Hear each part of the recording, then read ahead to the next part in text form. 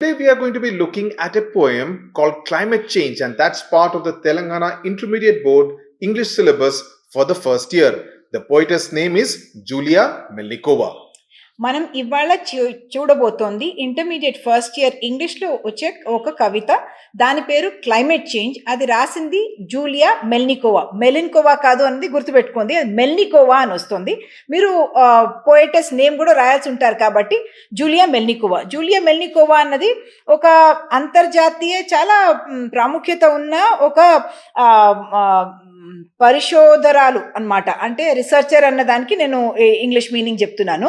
And climate change అంటే ఏంటి? వాతావరణ మార్పు గురించి ఉన్నది. అంటే మన టైంకి చాలా రెలవెంట్ ఒక పోయం, చాలా పాతకాలం గురించి కాదు, మన వరల్డ్ ఎట్లా ఉండాలి అన్న గురించి ఉన్న పోయం కాబట్టి మన అందరికీ ఇది చాలా రెలవెంట్ పోయం అని అనుకోవాలి. And that's what makes this poem so very important, because it's a commentary on the times of the world as in today in the 21st century. So it's very relevant to you, to me, to all our families. అంటే అందుకని ఇది రావడానికి కూడా chances ఎక్కువ ఉంటాయి. ఎందుకంటే ఏదో కాలంలో ఏదో జరిగిన విషయం గురించి కాదు, మనకు ఇప్పుడు జరుగుతున్నది మరి భవిష్యత్తు గురించి ఈ పోయంలో ఉంటుంది కాబట్టి. ఫస్ట్ పోయిటస్ గురించి విందాము. పోయిటస్ ఎవరంటే జూలియా మెల్నికోవా. తను ఒక రష్యన్ బార్న్, అంటే రష్యా కంట్రీలో పుట్టింది. తర్వాత జర్మనీలో చదువుకుంది. అదంతా మనకు అవసరం లేదు. జర్మనీలో, రష్యాలో, మళ్ళీ యునైటెడ్ కింగ్డమ్లో, యునైటెడ్ స్టేట్స్లో పనిచేసింది. ఇంటర్నేషనల్ కార్బన్ యాక్షన్ ప్లానింగ్లో తను పనిచేసింది అని అంటారు. ఇంటర్నేషనల్ కార్బన్ యాక్షన్ ప్లానింగ్ అంటే కార్బన్ ఎక్కువ ఉండకూడదు అని ఒకటి ఉంది కదా, దాని గురించి తను చాలా క్లైమేట్ చేంజ్ గురించి చాలా పనిచేశారు అన్నది. మనం పోయంలోకి వెళ్ళే ముందు ఈ పోయంలో వచ్చే కొన్ని విషయాల గురించి మనం టెక్నికల్ టర్మ్స్ కూడా చూస్తాం. ఎందుకంటే ఆ వర్డ్స్ మీరు యూజ్ చేయాల్సి ఉంటారు. ఇప్పుడు డిఫారెస్టేషన్ అంటాము, క్లైమేట్ చేంజ్ అంటాము, గ్లోబల్ వార్మింగ్ అంటాము. ఇవన్నిటికీ మనము కీవర్డ్స్కి తెలుగులో కూడా ఒకసారి చూసేసుకొని తర్వాత పోయంలోకి వెళ్దాము. The poem Climate Change depicts the drastic consequences of global warming in an evocative manner అంటున్నారు.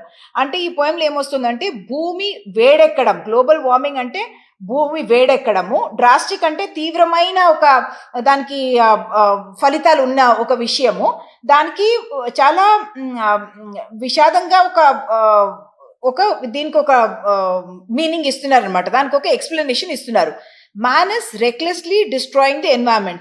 రెక్లెస్లీ అంటే చాలా అలక్ష్యంగా మనము ఈ ఎన్వైరన్మెంట్ అంటే వాతావరణంని దాన్ని మనము డిస్ట్రాయ్ చేస్తున్నాం, దాన్ని నష్టపరుస్తున్నాము అన్నది దీనిలో అర్థం. And disturbing the delicate balance of the ecosystem. Disturb అనేది మీకు అర్థమైంది. డెలికేట్ అంటే చాలా సున్నితమైన, బ్యాలెన్స్ అంటే ఒక సంతులనం అన్నమాట, దాని సంతులనం. అండ్ ఈకోసిస్టమ్ అంటే దానికి పర్యావరణం. Industrialization, deforestation, pollution, and urbanization have all contributed to a significant increase in temperatures throughout the world. ఒక్కొక్క పదానికి నేను ఇప్పుడు అర్థం చెప్తాను. ఇండస్ట్రియలైజేషన్ అంటే పారిశ్రామికరణ, అంటే ఇండస్ట్రీస్ వస్తాయి కదా, పారిశ్రామికరణ, దానికి ఇండస్ట్రియలైజేషన్ అంటారు. డిఫారెస్టేషన్ అంటే అడవి నిర్మూలన, అంటే ట్రీస్ కట్ చేసేస్తూ ఉంటారు కదా, దాన్ని అడవి నిర్మూలన అంటారు. పొల్యూషన్ అంటే కాలుష్యం. అండ్ అర్బనైజేషన్ అంటే పట్టణీకరణ అంటే ఏంటి? బిల్డింగ్స్ వచ్చేస్తాయి, రోడ్స్ వచ్చేస్తాయి, గ్రామ ప్రదేశము ఒక పట్టణంగా మారిపోతుంది. దానికి ఇవన్నీ లక్షణాలు అన్నమాట అర్బనైజేషన్ అన్నది. Within a few decades, it's likely that the earth will become barren and inhospitable. ఈ 4 దానికి ఫస్ట్ కాన్సిక్వెన్సెస్ చెప్పారు. ఈ industrialisation, deforestation, pollution and urbanisation వల్ల ఏమవుతుంది? ఉష్ణోగ్రత పెరుగుతుంది, టెంపరేచర్ ఇంక్రీజ్ అవుతుంది అన్నది. నెక్స్ట్ లైన్ ఏంటి అంటే కొన్ని శతాబ్దాల్లో, డీకేడ్స్ అంటే శతాబ్దాల్లో, మన అర్త్ అంటే మన భూమి ఏమైపోతుంది? బ్యారన్ అంటే బంజర్ జమీన్గా అయిపోతుంది. ఇన్హాస్పిటబుల్ అంటే ఎక్కడ మనం ఉండలేము, అంటే ఆదరించదు, మనం అక్కడ ఉండడానికి సపోర్ట్ చేయదన్నమాట, దాన్ని ఇన్హాస్పిటబుల్ అంటారు. అట్లా ఈ భూమి మారిపోతుంది అంటారు. ఎందుకంటే గ్లోబల్ వార్మింగ్ అయిపోతుంది, పొల్యూషన్ చాలా ఎక్కువ అయిపోతుంది, మనం ఉండలేకపోతాము. Many species of animals and plants will become extinct. Species అంటే జాతులు, చాలా ఇట్లాంటి ఒక జాతులు, అనిమల్స్ కావచ్చు, అంటే జంతువులు కావచ్చు, లేకపోతే మొక్కలు కావచ్చు, అవన్నీ అంతరించిపోవడం అన్నమాట. అంటే దీని తర్వాత అవి ఉండవు అనడానికి ఎక్స్టింక్ట్ అనేది ఒక వర్డ్, ఎక్స్టింక్షన్ అంటారు. ఎక్స్టింక్ట్ అంటే ఇప్పటిదాకా భూమిపైన ఇవి ఉన్నాయి కానీ దీని తర్వాత ఉండవు అన్నది, అంతరించిపోయిన జంతువులు కావచ్చు, లేకపోతే మొక్కలు కావచ్చు. Man cannot escape the inexorable consequences of his actions. అంటే మనిషి ఇట్లాంటి మనం చేసిన ఒక ఒక పనులు అట్లా ఉన్నాయి. ఎట్లాంటి పనులు చేస్తున్నామంటే దాని వల్ల వచ్చే ఫలితాలు, వలన వచ్చే ఒక పరిణామాల్ని మనం ఎదుర్కోలేకపోతాము అని చెప్తున్నారు. The survival of the human race is at stake. అంటే మానవ జాతి బతకాలంటే, జీవించాలంటే అది కూడా ఒక పెద్ద ఒక విషయం అయిపోయింది. దానికి ఒక ప్రశ్న చిహ్నం పడిపోయింది అన్నట్టు అర్థం అన్నమాట. However, even now it is not too late to make a start. అంటే ఇప్పుడు కూడా మనము లేట్ కాలేదు, ఇప్పుడైనా మనం సరిదిద్దుకోవాలి మన ప్రణాళికలను, మనం చేసే మనం బతికే విధాన్ని మనం కొంచెం మార్చుకోవాలని అంటున్నారు. All of us can join hands and play at least a small role in reversing the damage inflicted on nature. అంటే ఇట్లా జరిగేదాన్ని మనం మారవాలి అంటే మనం అందరం కలిసి పనిచేస్తేనే ఇది జరుగుతుంది అని అంటున్నారు. The first step in this direction is to conduct a global debate. అంటే ఫస్ట్ స్టెప్ దీనిలో ఏముంటుంది, మనము ఒక ప్రపంచ వ్యాప్తంగా ఒక చర్చ జరుపుకోవాలి ఈ విషయం మీద. అంటే క్లైమేట్ చేంజ్ ఎట్లా జరుగుతుంది, ఆల్రెడీ జరుగుతున్నాయి, యాక్చువల్లీ అన్ని నేషన్స్ మాట్లాడుకుంటున్నాయి క్లైమేట్ చేంజ్ని ఎట్లా ఆపుదాము, ఎలాంటి మనము డెవలప్మెంట్ చేయాలి, మనము ఇది కార్బన్ అంటాం కదా, దాన్ని అంత యూజ్ చేయొద్దు ఎక్కువ, అట్లాంటి మనము రిసోర్సెస్ వాడొద్దు, గ్లోబల్ వార్మింగ్ పెంచొద్దు అన్నది అంటాము. ఇవన్నీ చర్చలు ఫస్ట్ జరిగితేనే నెక్స్ట్ స్టెప్ అనేది చెప్తున్నారు. In fact, most of the countries are conducting those kind of conferences, world conferences of world leaders in order climate to change conference అంటారు దాన్ని. in order to make people aware of the dangers of climate change. So now let's get to the poem. Now that we have understood what the poem is all about, let's now get to the poem itself. 5 stanzas ఉన్నాయి ఈ పోయంలో, అన్నిటికీ 4 lines అన్నమాట. ఒక్కొక్కటిగా చదువుతాము, మళ్ళీ దానికి అర్థం కూడా చెప్తాం. I don't want my children to see the earth die. నేను నా పిల్లలు ఈ అర్త్ అన్నది మనం భూమి అనుకోవచ్చు, నెల అనుకోవచ్చు, కానీ అర్త్ అనేది ఇక్కడ ఈ క్యాపిటల్ రాశారు కాబట్టి ఇది మన గ్రహం అనుకోవచ్చు. మన గ్రహం చనిపోకుండా ఉండాలి అంటే, మన పిల్లలు అది చూడకూడదు అంటే ఏం చేయాలి అన్నది. And the capital E is also to emphasize, to emphasize that she's talking about the earth Planet in this thing. So her importance, her focus, her emphasis is on earth, where fishes don't swim and birds don't fly. Fishes అంటే చేపలు, అవి swim అంటే ఈత వాళ్ళు fishes లేకపోతే swimming చేస్తూ ఉంటాయి కదా, అది కాకుండా మళ్ళీ పక్షులు కూడా ఎగరవట, అట్లా ఉంటుంది అన్నది. With no air for breathing, no water to drink. అంటే గాలి ఉండదు, మనం శ్వాసం తీసుకోవడానికి గాలి కూడా మిగలదు, మళ్ళీ మనం తాగడానికి మంచి నీళ్లు కూడా ఉండవు. When global conditions will make the land sink. అంటే ప్రపంచ పరిస్థితులు ఎట్లా ఉంటాయి అంటే, మన ల్యాండ్ అంటే భూమి కృంగిపోవడం. ఎందుకు కృంగిపోతుంది అంటే దానికి ఒక ఎక్స్ప్లెనేషన్ ఉంది. సింక్ అన్నది భూమి కృంగిపోవడం. దానికి ఎందుకు అంటే, ఇప్పుడు గ్లోబల్ టెంపరేచర్ వేడెక్కిపోతుంది అనుకోండి భూమి, అప్పుడు పోలార్ క్యాప్స్ ఉంటాయి కదా, ఐస్ క్యాప్స్ ఉంటాయి కదా, అవన్నీ మెల్ట్ అయిపోతాయి. మెల్ట్ అయ్యేటప్పుడు ఆ నీళ్ళంతా వచ్చి సముద్రంలో కలిసేటప్పుడు ఆ లెవెల్ ఇంక్రీజ్ అయిపోతూ ఉంటుంది. అంటే లో లయింగ్ ఏరియాస్, ఎక్కడ భూమి లెవెల్ తక్కువగా ఉంటుందో అది కిందికి వెళ్ళిపోతుంది అనమాట, దానిపైన నీళ్లు వచ్చేస్తాయి. దాన్ని గ్లోబల్ వార్మింగ్ కి ఇఫెక్ట్ అని చెప్తాము. దానివల్ల ఏమవుతుంది, మనకి మిగిలే భూమి చాలా తక్కువ ఉంటుంది మనం ఉండడానికి.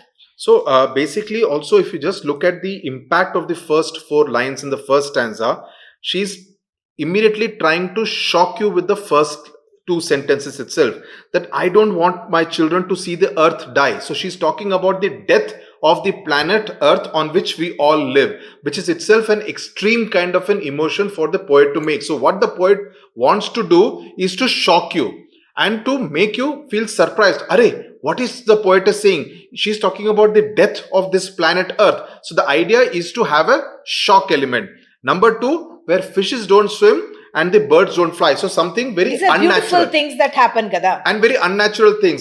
If the fish don't swim and the birds don't fly, what kind of a planet and nature are we talking about? And there is no air for breathing and no water to drink. Imagine no air, no gali and no manchinillu either.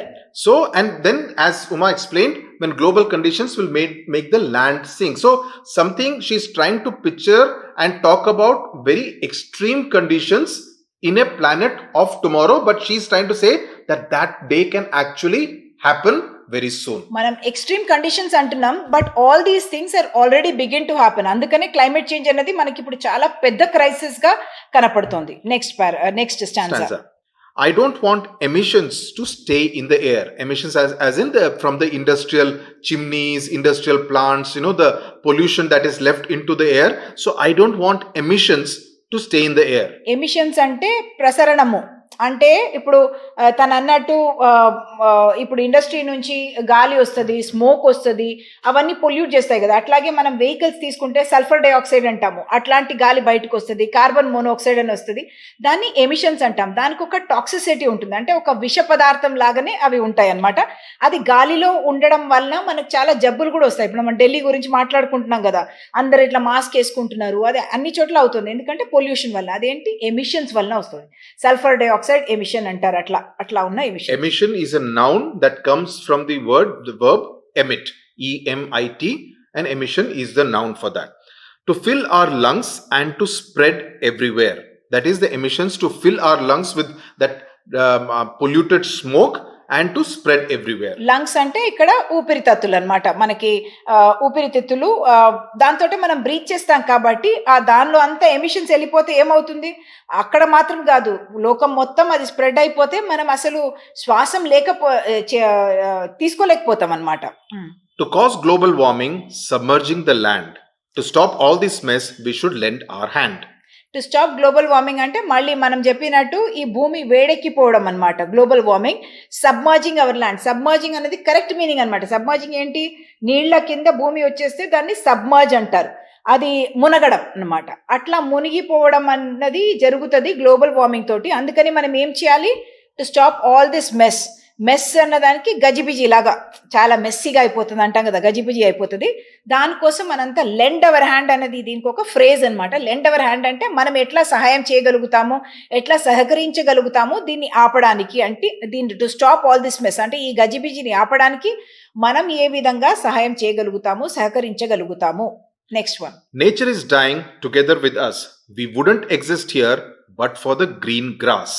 అంటే nature అన్నది ఏంటి, మనకు ప్రకృతి మనతో పాటు చనిపోతుందట, అది ఆ లైన్లో వస్తుంది. Nature is drawing together with us. మనతో పాటు ప్రకృతి కూడా చనిపోతుంది. ఎందుకంటే మనము ఇక్కడ అసలు ఉండము. ఎందుకు, గ్రీన్ గ్రాస్ లేకపోతే, అంటే పచ్చ గడ్డి, గ్రీన్ గ్రాస్ అంటే పచ్చ గడ్డి లేకపోతే మనం ఉండము. అందరికీ అది తెలిసిన విషయమే కదా. ఎందుకు, పచ్చ గడ్డిలోనే ఫోటోసింథసిస్, అంటే గ్రీన్ ఏమైనా ట్రీస్ ఉంటేనే ఫోటోసింథసిస్ జరుగుతుంది.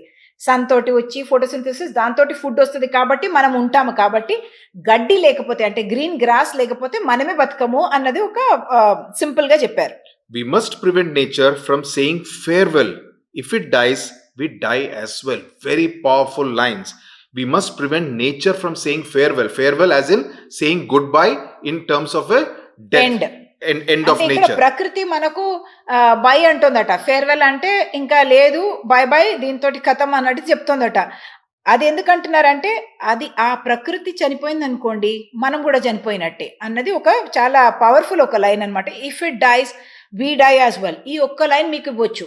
If it dies we die as well అంటే ఇది ఎక్కడొచ్చింది, ఏమొచ్చిందని మనం చెప్పాలి. అప్పుడు ఏంటి, దేని చెప్తున్నారు, నేచర్ ని చెప్తున్నారు, గ్రీన్ గ్రాస్ ని చెప్తున్నారు. అట్లాంటి విషయాలు ఉండకపోతే మనం కూడా మిగలము, ఈ భూమి మీద మనం మిగలము అన్నది చెప్తున్నారు. So the question that may come is that what is it referring to? So you should know where the line is taken from and what is it referring to, whether it's referring to nature or to emissions or green grass, anything. So which is why it's very important for you not to be looking at summaries of poems but to understand it line by line the way we are doing it out here. Comprehension గా వాళ్ళు చిన్నగా ఒక 10 minutes లో 5 minutes లో చెప్పేస్తారు. అప్పుడు మీకు lines రావు, keywords దానిలో రావు. అవి చాలా ముఖ్యం, మనం అర్థం చేసుకుంటేనే. మనం ఇప్పుడు ఇఫ్ ఇట్ డైస్ అన్నప్పుడు ఇట్ అనేది ఏంటి, నేచర్ లో ఏం చెప్పారు, గడ్డి గురించి కూడా మాట్లాడారు కదా అన్నది జ్ఞాపకం వస్తుంది, అది చెప్పగలుగుతాం. What could human beings activities mean to make our planet one big rubbish bin? అంటే మన మనుషులు, హ్యూమన్ బీయింగ్స్ అంటే మనుషులు, యాక్టివిటీస్ అంటే కార్యకలాపాలు ఎలా ఉన్నాయి, మన మనిషి కార్యకలాపాలు ఎట్లా ఉన్నాయి అంటే, మన గ్రహాన్ని, ప్లానెట్ అంటే గ్రహం, దాన్ని ఒక పెద్ద రబ్బిష్ బిన్. రబ్బిష్ అంటే చెత్తకుండ, అది చెత్తకుండి అంటారు కదా, డస్ట్బిన్, దాన్ని చెప్పినట్టు అంటున్నారు. అంటే మనం ఈ గృహాన్ని ఒక చెత్తకుండిలాగా ట్రీట్ చేస్తున్నాం, దానిలో ఏదేదో వేసేస్తున్నాం అనమాట. దాని వలన మనది కార్యకలాపాల వల్ల ఈ పరిణామం ఏముంటుంది అనేది చెప్తున్నారు. No matter that you may be only a teen, It's never too early or late to go green. మీరు టీన్‌గానే ఉండొచ్చు. టీన్ అంటే 13 ఇయర్స్ నుంచి 19 ఇయర్స్ వరకు ఉన్న వాళ్ళని టీన్ అంటారు. టీనేజర్ అంటారు. టీన్ You అంటే are all మీలా teenagers. యెస్. మీరందరూ టీనేజర్సే. అంటే టూ ఎర్లీ నేను చిన్నదాన్ని గదా! నేనేం చేయగలుగుతాను? చిన్న పాపని గదా! ఏం చేయగలుగుతాను అని అనలేరు మీరు. ఎందుకంటే ఎప్పుడు మీరు మీ బామ్మ గూడా అనలేదు. ఎందుకంటే ఏమంటున్నారు? It is never too early or too late. అంటే మీరు ఏ ఏజ్ అయినా మీరు గ్రీన్‌గా గావచ్చు. గ్రీన్ అవ్వడం అనేది పచ్చగా కలర్ ఏసుకోవడమో, డ్రెస్ ఏసుకోవడమో గాదు. అంటే మీరు ఎన్విరాన్మెంట్ ఫ్రెండ్లీగా అయిపోవడం అన్నమాట. అంటే ప్లాస్టిక్‌లు వాడకుండా, ప్లాస్టిక్ బ్యాగ్స్ వాడకుండా, ఇట్లా మనం ఎక్కువ ఎలక్ట్రిసిటీ గాని అట్లాంటివి వేస్ట్ చేయకుండా చాలా సస్టైనబుల్ ఒక లివింగ్ తీసుకోవాలి అంటే దాన్ని గోయింగ్ గ్రీన్ అంటాం. కెమికల్స్ ఎక్కువ వాడకుండా అట్లాంటి దాన్ని గోయింగ్ గ్రీన్ అంటాం. ఈకో ఫ్రెండ్లీ అంటారు, గోయింగ్ గ్రీన్ అంటారు. To show our children the beauty of life, to help polar bears and pandas survive. అంటే మన పిల్లలకు ఈ బ్యూటీ ఆఫ్ లైఫ్ ఈ జీవిత సౌందర్యాన్ని చూపించడానికి కోసం and to help polar beers అంటే ఏంటంటే ధ్రువ ఎలుగుబంటి అంటారు కదా. ఎలుగుబంటి అన్నది నల్లగా ఇక్కడ ఉంటుంది, మనం ఇక్కడ జూలలో చూస్తాం. కానీ ధ్రువ ఎలుగుబంటి అంటే అది ఆర్క్టిక్ రీజియన్, అంటే నార్త్ పోల్ అంటాం కదా. భూమిలో పైన చాలా ఐస్ ఉంటుంది.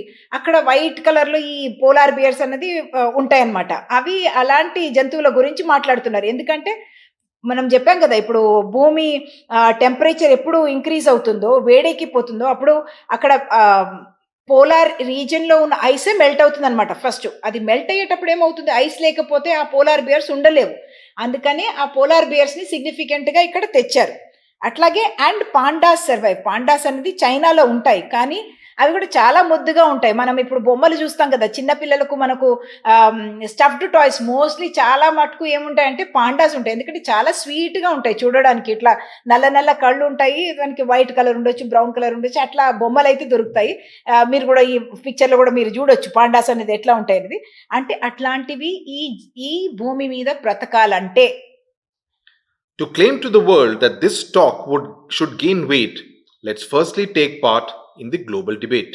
అంటే ఇలాంటి మాటలు చర్చలకు ఒక విలువ రావాలి అంటే, దానికి ఒక ఇంపార్టెన్స్ రావాలి అంటే మనము ఫస్ట్ ఏం చేయాలి, ఈ ప్రపంచవ్యాప్తంగా దీని గురించి మనం చర్చించుకోవాలి అన్నది ఇక్కడ అంటున్నారు. అంటే మనం ఫస్ట్ దీని గురించి మాట్లాడుకుంటే అవగాహన వస్తుంది. అవగాహన వస్తే దాని తర్వాత యాక్షన్ ఉంటుంది, చేంజ్ ఉంటుంది, మన లైఫ్ స్టైల్. చెప్పారు కదా వి మస్ట్ గో గ్రీన్ అన్నది. గో గ్రీన్ అన్నది అవన్నీ మీనింగ్స్ అనమాట. డిఫారెస్టేషన్ ఉండకూడదు, ఇండస్ట్రియలైజేషన్ కూడా చాలా రెస్పాన్సిబుల్గా ఉండాలి, పొల్యూషన్ లేకుండా, ఇవన్నీ గోయింగ్ గ్రీన్ కి ఒక సింబల్స్ అన్నమాట. So basically in this poem the poetess is actually making a very desperate plea. She's trying to tell you that the situation is very grim. Crisis అన్నమాట.